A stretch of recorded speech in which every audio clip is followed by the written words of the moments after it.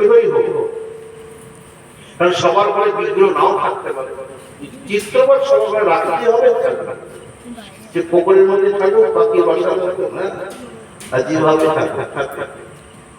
ভগবানকে দর্শন করলে কি হয়, ভগবানের সিঁদুর যে করে সব তার পাপ হয় পায়, এগুলো টোটকা করছে ঘরোয়া। ভগবানকে নিত্য যদি কেউ দর্শন করে তার পাপ হয়, এর জন্য পয়সা খরচ করতে হচ্ছে।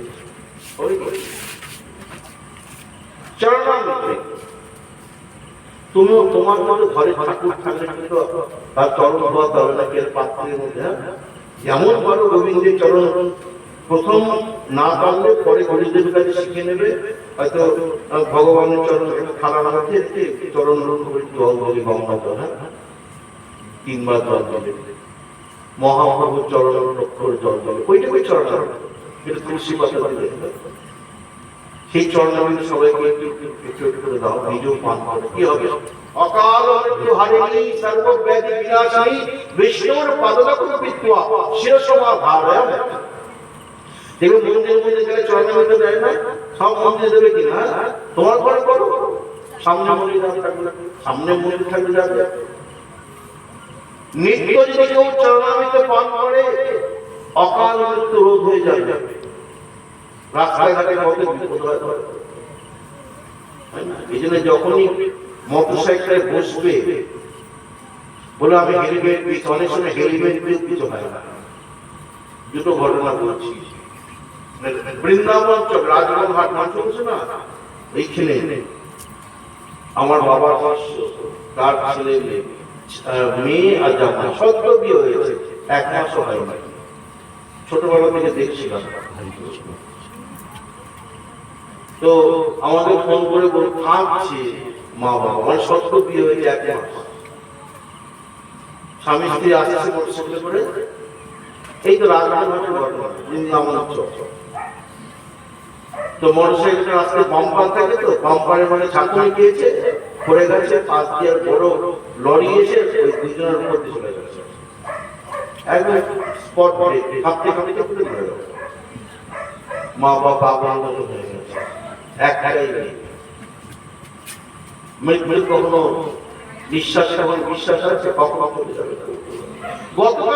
গত পরশু ঘটনা, আমি ওই বাগনানের গরুর থেকে আসছি, গত পরশু দেখছি, কালকে আসছি না, কালকে আসলাম গরুর থেকে, আমার আমাদের সামনে দেখা ওই যে বাগনানের মাঝখানটা, মুরার বাগ আছে না, ওই জায়গাটা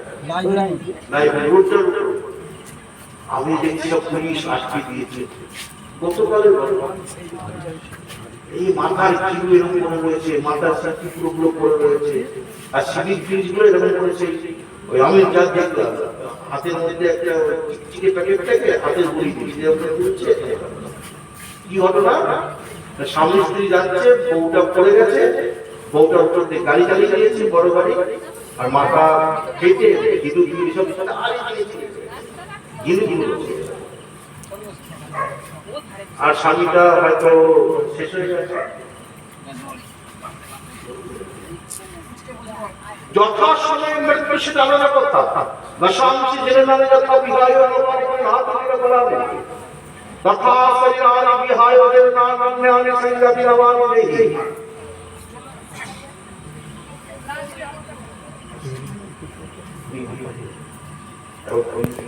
বলছে মানুষ যেমন তার পুরনো বস্ত্রকে পরিত্যাগ করে নতুন বস্ত্রকে ধারণ করে, আত্মাও তার জীর্ণ পুরনো দেহকে পরিত্যাগ করে একটা নতুন দেহকে ধারণ করে।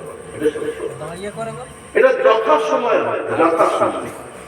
তার আগে যদি কেউ মারা যায়, দেখো একজন বয়সে মারা গেল, কষ্ট পেয়ে মারা গেল, ঠিক আছে, লোকে প্রার্থনা করবে যে বাবা এত কষ্ট পাচ্ছে, তার থেকে চলে যায়, ঠিক ঠিক। কিন্তু যদি অসময় চলে যায়, সবার কেঁপে উঠে বলো আহারে ভাইসারা অসময় চলে গেল, এই অকাল মৃত্যু রোধ হয়ে যাবে যদি কেউ চরণামৃত পান করে। কেউ বসে তুলসী গাছে জল দাও, তুলসী গাছকে প্রণাম করো, কি হবে? যে তোমার স্মরণ হয় তার বাঞ্ছা পূর্ণ হয়। এই তুলসী গাছকে যদি কেউ স্মরণ করে তাহলে তার সকল বাঞ্ছা মনোবাসনা অবশ্যই অবশ্যই পূরণ হবে। হরে কৃষ্ণ। প্রণাম করবে, পরিক্রমা করবে, কিছু না যেন হরিনাম করতে করতে করবে। তুলসী গাছে একটু সন্ধ্যা প্রদীপ দেখানো, তার ব্রেন সুন্দর হবে। যার দরসে পরশে অবনাশ, যার গলায় তুলসী মালা থাকবে, আজ তুলসী গাছকে জল দেবে, তুলসী গাছকে প্রণাম করবে, অপমানে পাপ পাপ নাশ হবেই হবে। তুমি গ্রন্থগুলো দেখো, তুলসী বন্দনায় বলছে না, যার দরসে দর্শন পরশে অবনাশ, ওই যে গলায় মালা পরশ।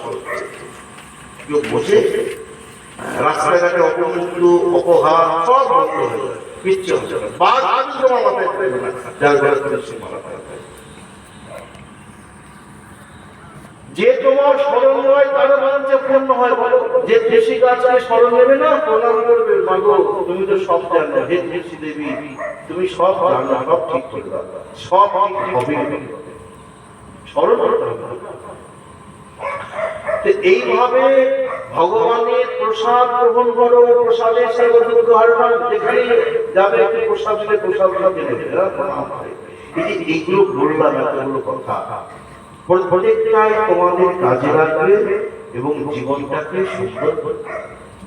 আর এখানে কোনো অসুবিধা নেই, অসুবিধা আছে তাহলে ভগবানকে প্রণাম করবে। আর তাকে সাধু বৈষ্ণবকে প্রণাম করবে। বাড়ি গুরুজন যুধিষ্ঠির প্রত্যেক দিন তার জেঠু জেঠিমা ধৃতরাষ্ট্র গান্ধারীকে প্রণাম করতে, মাতাকে প্রণাম করতে, বিদুরকে প্রণাম করতে। গুরুজনদের আশীর্বাদ আর সাধুগুরু বৈষ্ণবের আশীর্বাদ কখনো বিফলে যাবে না, আয়ু বেড়ে যাবে। যদি কোনো কারণ আয়ু কম থাকে না, হতে পারে কত রকম বিপদ হয়ে যায়, আয়ু বেড়ে যাবে। ভাগবতে বলেছেন মার্কণ্ডেয় মুনির আয়ু ছিল অল্প, কিন্তু নিত্য প্রণাম করতে করতে করতে করতে তিনি দীর্ঘায়ু হয়ে গেলেন, অমর হয়ে গেলেন। একজন সাধু বলল, মৃকণ্ডকে তোমার ছেলের আয়ু কম, তুমি সাধুগুরু বৈষ্ণবকে প্রণাম করা শেখা। এই জন্য দেখো আমাদের বাঙালিদের, বিশেষ করে ভারতীয়রা সবাইকে প্রণাম করে, তাই না? মাতা পিতার আশীর্বাদ বিফলে যায়, বুঝেছো? ওই হাতের মধ্যে কিছু বুঝবে না, কিন্তু হাত যখন মাথায় রাখবে না, অনেক অঘটনকে দূর করে দেবে। বলে না, মা বাবা তোমাদের কিছু আশীর্বাদ করে, তাতেই হবে। ওই আশীর্বাদটাই তোমাকে অনেক এক আশীর্বাদে কেউ অনেক দূরে পৌঁছে দেবে। তুমি জানো, জমের ক্ষমতা হলো তাকে ছোঁয়া, যার মাথায় মা বাবার আশীর্বাদ থাকে, গুরুজনদের আশীর্বাদ থাকে, সাধু সাধু বৈষ্ণবের আশীর্বাদ থাকে।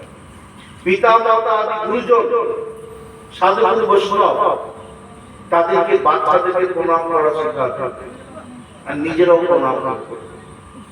যদি কোনো কারণে তোমাদের অল্প আয়ু থাকে, তোমরা জানো না, যদি কোনো কারণে মাঙ্গলিক থাকে, মাঙ্গলিক কেটে যায়, মঙ্গল সত্যি মঙ্গল সত্যি হয়ে যায়।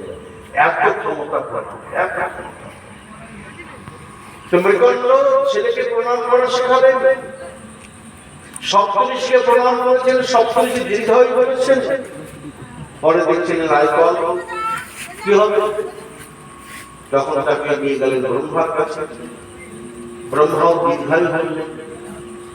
শোনো, যেদিন তোমাদের মতন সাধুর আশীর্বাদ করেছে, ওর আয়ু বাড়তে আর অপেক্ষা নেই, আয়ু এমনি বেড়ে গেছে। আচ্ছা, এতগুলো কথা যে বললাম, কত টাকা খরচা হলো, কত টাকা খরচা হবে হিসাব করে দেখেছো? এত টাকা আমার খরচা হবে, এত টাকা ইলেকট্রিক বিলের মধ্যে বিল মিলবে, সমস্যাটা কোথায়? ভগবান গুরুকে প্রণাম করলে তোমার প্রতীক, ভগবানকে একটু দর্শন করে, চিত্রকর্ম বা বিগ্রহ দর্শন করে প্রতীক। কোন কারণে যদি সম্ভব হয় বা চরণামৃত পান পানলে প্রতীক রাখবেন। তারপরে ভগবানের নাম করলে প্রতীক রাখবেন। হরে রাম হরে কৃষ্ণ হরে কৃষ্ণ কৃষ্ণ কৃষ্ণ হরে হরে, হরে রাম হরে রাম রাম রাম হরে হরে। প্রত্যেক বছর হরি নাম করে ভাগবত পাঠ সঙ্গে প্রতীক রাখবেন। ঘরে ভাগবত হলে প্রতীক রাখলে বলো ক্ষতিটা কি? আমি তোমার অনেক ভালো প্রমাণ কি জানো? সংসার ভয় নাশ, এক কথা ভাগবত বললে যে ঘরে বৎসরে একবার হলো প্রতিদিন হলে ভালো, না হলে বৎসরেই শ্রীমদ ভাগবত। বৎসরে একবার হলো যার বাড়িতে ভাগবত পাঠ হয়, সংসার ভয় নাশ, সারা বছর তার ভালো হবে, সারাটা বছর সংসারে যত প্রকারের ভয় আছে, অভাব অনটনের ভয়, অমুক ভয়, অমুক ভয়, মৃত্যুর মধ্যে বেরিয়ে আসে, মৃত্যুর মধ্যে ঘটনা সত্যি তোমাকে বাঁচিয়ে দেবে। ওই বসিরহাটে একবার ভাগবত সপ্তাহ করতে গিয়েছিলাম, তো সেই বুড়ো কর্তা তিনি এইটায় সেইটায় ভয় পাচ্ছে, তো সবাই মিলে ভাগবত সপ্তাহ করবো আমরা করলাম। তারপরে উনি অনেকদিন সুস্থ হয়ে বেড়েছিলেন, উঠে পড়েছিলেন চান্নায় উঠে, এবং আমি প্রসাদ করতে যাচ্ছি নিয়ে দেখে এসে প্রসাদ ফেলে, তারপর আস্তে আস্তে কালের গতিতে উনি দেবো রাখলেন ক্ষমতা। আরেকবার একজন ধ্রুব সত্যি কথা, আরেকবার এগুলো আমার প্রচার করছি না, ভাগবতের প্রচার করছি, কখনো ভেবো না আমার প্রচার। আরে ডাক্তার দিয়ে দেবো ওষুধ দেয়, ডাক্তারের ওষুধ ডাক্তার জাজমেন্টটা ভালো করছে, এই রোগে এই রোগটাই খুব জোর ডাক্তারটা ভালো, আপনি জাজমেন্ট করতে পারেন, ট্রিটমেন্ট ভালো ভালো এটাই তো বলবো। ডাক্তার ওষুধ বেশি করে নেবেন, ডাক্তার ওষুধটা করতে পারে। আমার ঠাকুর দাদা প্রভুপাদ কিঙ্করী গোস্বামী দেখেছি, যখনই কোথাও এরকম হতো উনি উনি ভাগবত সপ্তাহ ওকে বলতেন হরিনাম, এরকম মানে কাকে কোনটা করানো উচিত তিনি সেটা বলে দিলেন। অনেক সময় দেখা যায় কাক মরে পড়ে রয়েছে, বলে যা তোর বাড়িতে একটা মানে সারাদিন অঘটন দেখে থাকে, দুর্ঘটনা দেখে থাকে, অশান্তি, তো বড় ভাগবত সপ্তাহ করা হয়, তো সে আশা এরকম প্রভাব জীবনীতে ভুলেও ভেবো না